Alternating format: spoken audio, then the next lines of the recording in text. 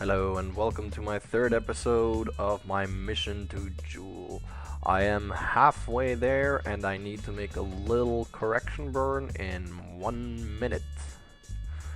So we get quite close to Jool so we can aerobrake and use less fuel. Not that fuel is our problem, but I don't want to make you guys watch me decelerating for hours and hours. So we're just gonna flip this over.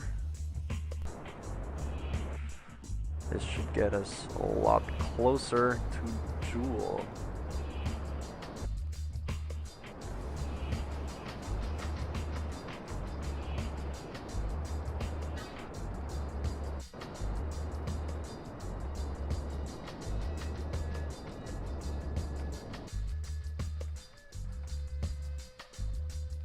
And 810 kilometers. That's good.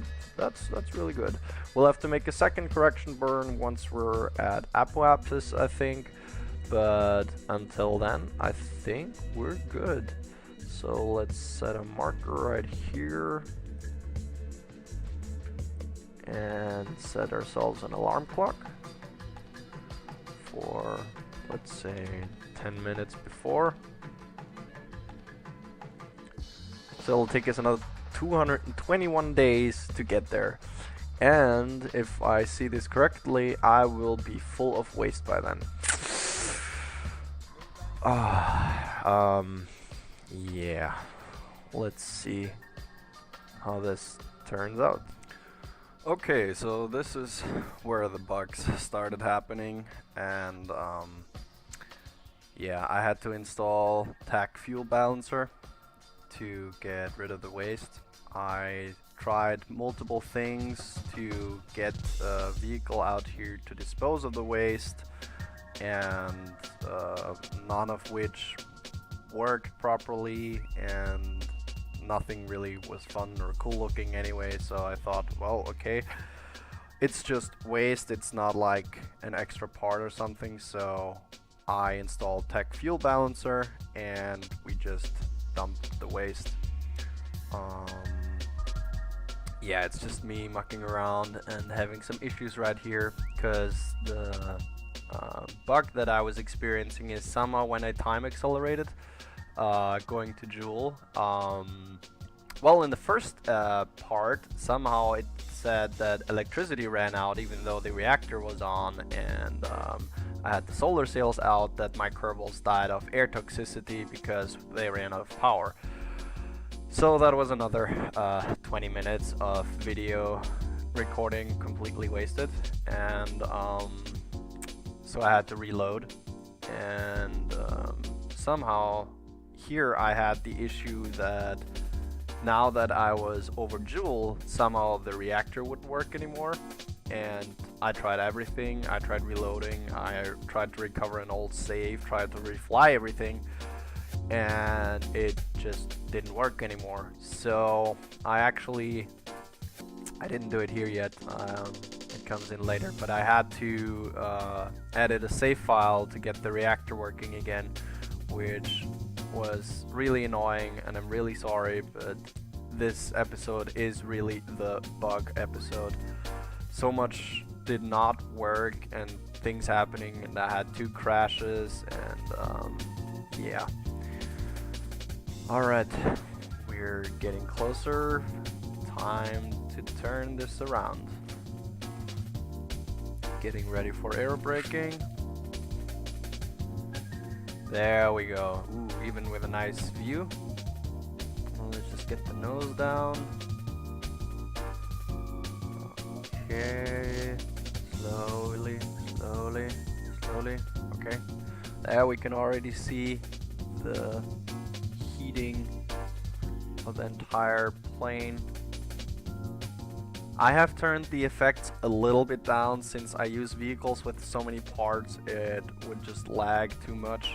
And I don't want to have to fast forward all of the fast forward, thank you, fast forward all of the videos that I make, because otherwise the commentary I make during playing is useless. Alright, so we're slowly getting into the atmosphere and we're starting to lose speed. And yeah, I just turned RCS on just to make sure that we don't spin out of control, because that easily happens. And I was trying to get atmospheric data from Jool, but it seems we were either too high or you cannot get atmospheric data from Jool. Or you have to be, yeah, well, I don't know. I'll have to look it up and maybe we can come back to collect the science, but yeah. Okay, so I'm using my air brakes to slow me down a little bit further, because it seemed like I would overshoot by way too much. And it also tended to somehow trying to flip my spacecraft downwards when I tried to use the air brakes. So I had to use RCS to balance it out. And we see here we would have gotten into an encounter. That's why I had to slow down a little bit further. As I said before, I wanted to start way from the outside and work myself in, so I have the least amount of fuel when I'm near Lathe, so it would be easier to land and get back up again. But that plan was yeah, squatted, and the first planet we're actually going to will be Vaal. And if you notice, I made a huge mistake. Well, you can't see it right here, I'm just still collecting some science. The mistake I made is that I came in to Jool on the wrong side. So now I'm actually going clockwise when all of the planets are going counterclockwise.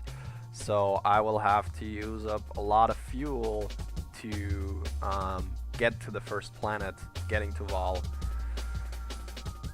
Because all of these planets, as you can see here, spin counterclockwise, and I'm spinning clockwise, and that's just really hard getting to planets, or actually just not, well, it just consumes a lot of fuel. So you should always try to go with the planets, because it makes rendezvousing with celestial bodies a lot easier. Okay, here I was just collecting the science from all of the science applications and transferring to the capsule and putting them in the science bay. Okay, so now we're trying to get the Vaal, and I was mucking around with the control node here, and yeah. As I said, this is gonna be a little bit tedious because I have to actually fly to the planet, stop my entire velocity, and turn around again. So it's gonna take up a lot of fuel that we could have saved, but I think we should still be good on the fuel. And yeah. Oh yeah, actually I wanted to go to the other planet, but Vaal was there earlier, and I just thought, well, okay, well, if we're here, then we're here. Okay, so here I already forwarded the braking part because it took nearly 20 minutes of accelerating just to slow down. And it's boring to watch just the entire thing stay there and not move at all. Okay, so we're actually close enough to Vaal now, so we can get the lander ready for departure. Okay. Set ourselves up right. And okay, now we have to get a Kerbin over to the lander, because we that's gonna get him a headache. And just get him on board. Okay, now we still have to refuel everything. just to make sure we have everything on board that we need and nothing happens that could go wrong. So as good as I can get the lander into the ship, somehow I seem to have an issue getting it out of the ship. I think when you decouple it, it somehow bounces onto the side of the ship somehow and then gets stuck there a little bit. So you have to kind of nudge it outwards, but it actually gets out and it gets back in.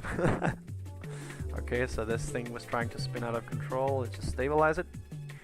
And now we have to go and get the lights that I packed and forgot to initially put on the lander. Because without these lights, you always have a hard time figuring out where the ground is, how far you have to go, because the indication of the height meter is not always accurate. Actually, it is accurate. It always tells you exactly where sea level is, but since most of the planets don't have sea level and you don't usually land next to the ocean anyway, lights are the best indicator of how much further you have to go. Well, also it is very good to have the scatter density things, terrain density stuff, whatever. It's in the options menu, you can turn it on. It sucks up quite a bit of processing power, but it's really good because then you can see rocks or trees or any other kind of objects on the surface of the planet and makes it therefore easier to spot how far up you still are. Alright, so we unfold the solar panels just to make sure, even though this far away from the sun, the solar panels are actually not that effective, better say they barely work at all. So we're just gonna decelerate a little bit to get our orbit down. And yeah, just normal deceleration.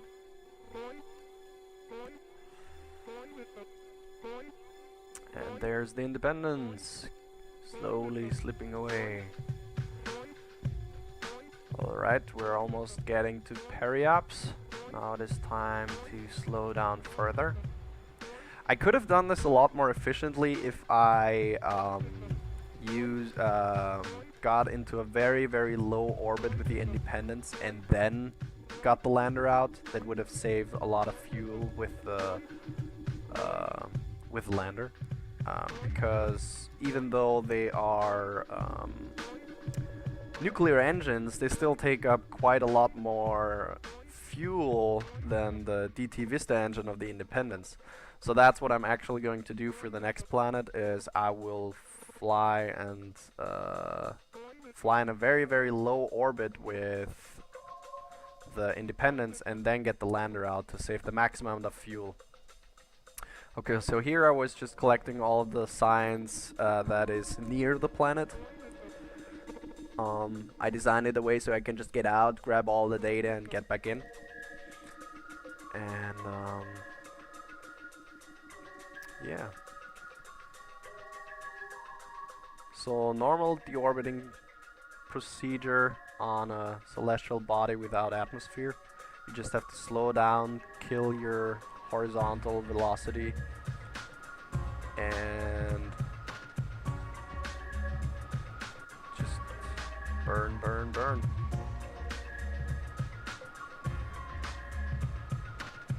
Ever so carefully, slowing down until you pretty much just go straight down.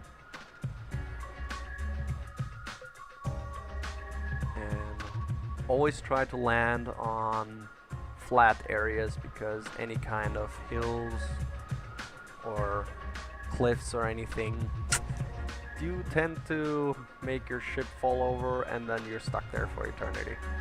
And it would be quite horrible if I had to try to get this guy back to the Independence with a broken ship, or even worse, I had to actually try to land the Independence on this planet to save this Kerbin.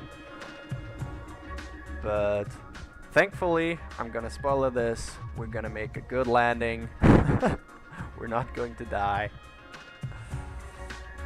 And just slowly decelerate. Well, here it says we still have 5,000 meters to go, but as you can see when we're on the ground, the meter is going to be off, as I said before. And we lost almost half our fuel just decelerating, so as I said before, it will probably be a really, really good idea to wait for to be in a low orbit and then get the lander out. Alright, back to old me.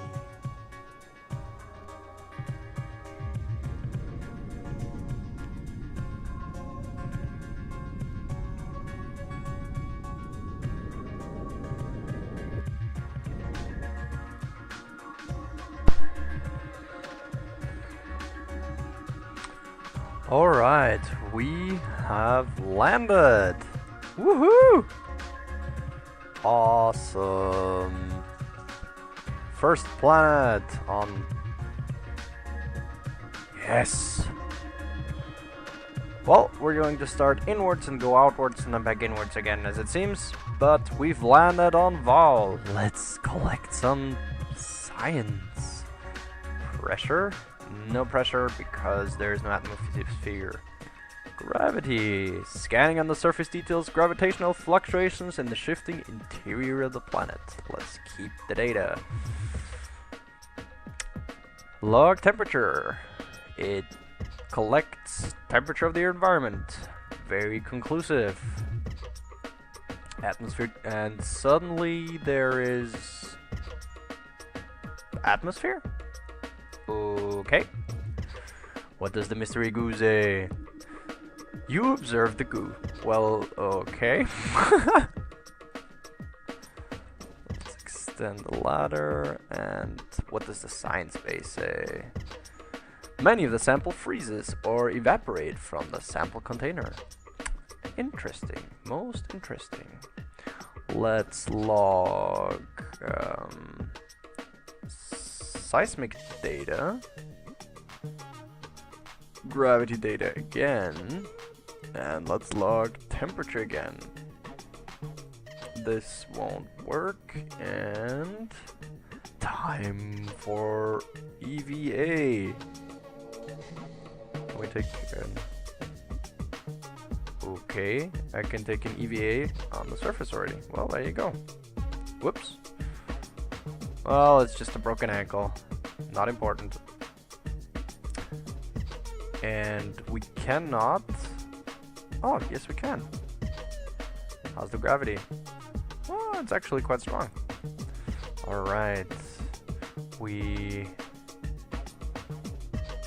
yeah, we have the EVA report already. Let's take a surface sample. You chip away the frozen surface and deposit some of the blue surface into your container. How fascinating. And we're going to plant a flag. Hopefully. There we go. Now we're going to plant a flag.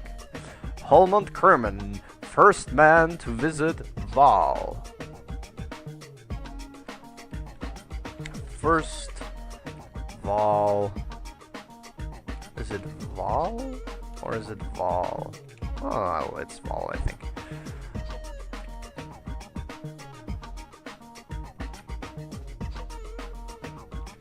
Holmond Kerman was here and found science. Alright, it was a short trip and we're actually ready to head back up again. Let's collect all the data. Data, yes. Take data. Nope. Collect data, yes. Nope, nope. Take data. Alright, and we're back on board. Now let's see where is the Independence. Hello? Independence? You there? Oh, please let this not be a bug again. Oh boy. I've got a bad feeling about this.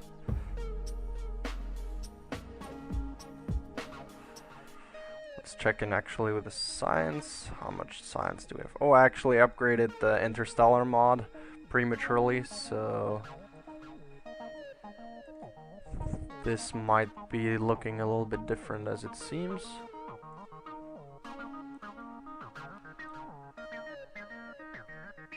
Okay.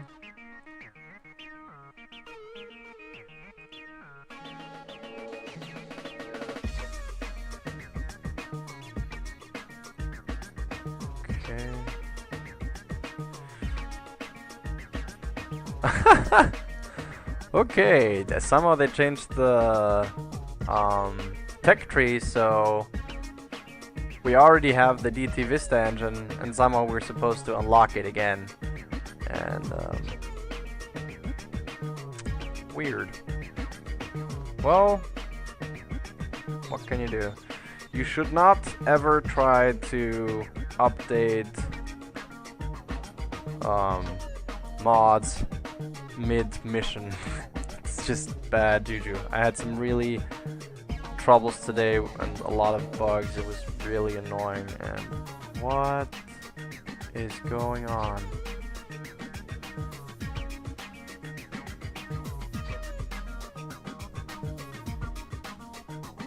Okay, so according to this, the Independence is not worthy to be a ship anymore. It is now debris.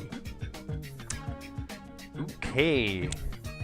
Whoever is in charge of mission control should be fired. Come on. There we go. Thought I'd lost her. Oh, that would be bad. That would be really bad.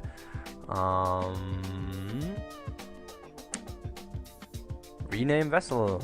It is a ship, not debris. Not yet. I have not destroyed this vehicle yet. I might, because I am a moron, but not yet.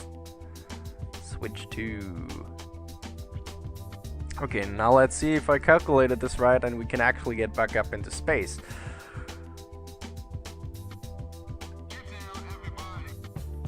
Yep, here we go. We're gonna set this as a target. And where's my target? There's my target. Let's just do a quick save really quick, and it's lift off. Oh, it's actually over there.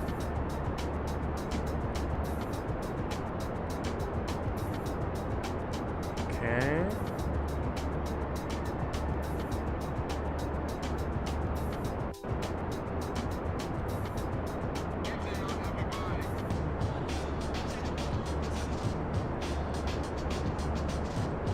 I should have retracted the ladder.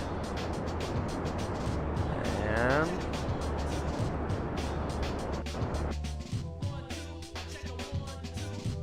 oh boy. Get up a little bit higher.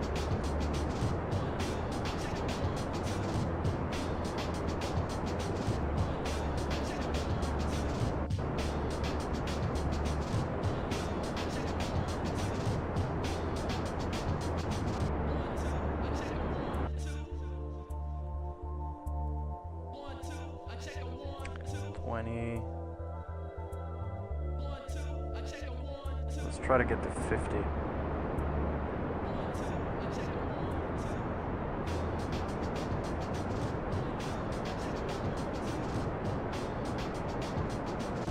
Okay. Oh, we gotta wait. Alright, I guess I'm gonna fast forward this from this point on because it's going to be normal docking sequence. Alright, and back to new me. So, just normal docking sequence, we're trying to get to the Independence, and yeah. I'd like to apologize just once more because this episode didn't turn out as I wanted to. As I said before, I had over 3 hours of footage and I squeezed it all into, I think we're gonna end up with around 26 or 29 minutes. A lot of bugs, a lot of issues. It just was really annoying, and yeah, I tried to make the best out of it without losing the entire series, but yeah. So here I was actually using the independence to slow down a little bit, since I didn't have that much fuel left in the Discovery, so I named the lander Discovery, to save some fuel, and it was just easier, not that big of a hassle. So just normal docking sequence like we did in the first episode. And as I said before, it's way easier getting this thing in than getting it out. Somehow. I don't know what the issue is. I might have to get rid of the parachutes on the side, but we'll see. Alright, we're docked, we're transferring all of the science. We're trying to transmit science, and somehow it didn't work. And yeah. Linking the lander back in so it's all stable and good, and flip out again, and yeah, refuel the lander so it is ready for its next mission, and then we're done. Okay, well, thank you guys for watching. I hope you enjoyed it, and the next episode will have no bugs. I cannot promise it, but I will try and see that none of this bullshit happens again. Until next time, I hope you enjoyed it.